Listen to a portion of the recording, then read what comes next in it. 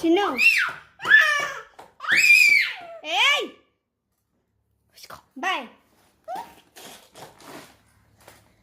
కింద పడతావు. అరే వామ్మో లెక్క లేదు అసలు మనిషి అంటే. పిల్లగాడికి ఏమన్నా నవ్వుతుండు. అరే ఏం తల్లి చిన్న